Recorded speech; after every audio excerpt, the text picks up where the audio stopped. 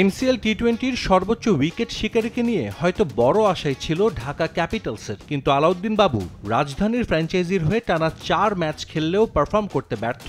উল্টো সিলেটে রংপুরের বিপক্ষে তার বোলিং অনেকের মনেই প্রশ্নের জন্ম দেবে। স্কোরবোর্ডে পুঁজি মাত্র 111। টুর্নামেন্টে প্রথম জয়ের জন্য রংপুরের বোলারদের অতিমানবীয় কিছুই করতে হতো, কিন্তু প্রথম ওভারেই আমির হামজা দিলেন বড় এক নো বল। স্পিনারদের এত বড় নো বল সচরাচর দেখা যায় না। অনেকের হয়তো মনে পড়ে যাবে মোহাম্মদ আমিরের ইংল্যান্ডের বিপক্ষে লর্ডস টেস্টের নো বলের কথা। এরপর যেতে হবে ম্যাচের 10ম ওভারে। বল হাতে আলাউদ্দিন বাবু নিজের প্রথম ওভারে 20 রান দেওয়ার পরও অধিনায়ক থিসারা তার হাতেই আবারও তুলে দেন বল। ওভারের প্রথম 5 বলে 5 রান দিয়ে বাবু তুলে নেন সাইফ হাসানের উইকেট।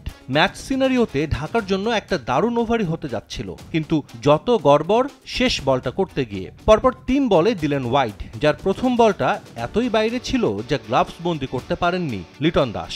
বল চলে যায় বাউন্ডারিতে। এর পরের 2 বলও ওয়াইড করেন আলাউদ্দিন বাবু। প্রায় 15 বছর পেশাদার ক্রিকেট খেলা একজন বোলারের এমন বোলিং সন্দেহজনক।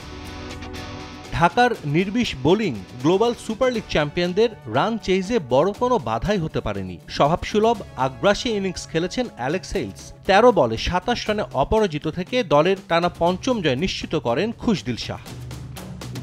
এর আগে টস হেরে ব্যাটিংয়ে নামা ঢাকা ক্যাপিটালস 6 পরিবর্তন নিয়ে একাদশ নামায়। সকালে সিলেটে পা রেখেই দুপুরে খেলতে নামেন জেসন রয়। হাবিবুর রহমান সোহানকে নিয়ে ভালো শুরুর ইঙ্গিত দিয়েও পারেননি ইংলিশ ওপেনার। দলীয় 28 রানে আউট হন সোহান। 150 স্ট্রাইক রেটে 18 করা জেসন রয়কে ফেরান শেখ মেহেদী। সর্বোচ্চ 20 রান আসে তানজিদ তামিমের ব্যাট থেকে। বাজে ফর্মের বৃত্ত থেকে বের হতে পারেননি লিটন দাসও।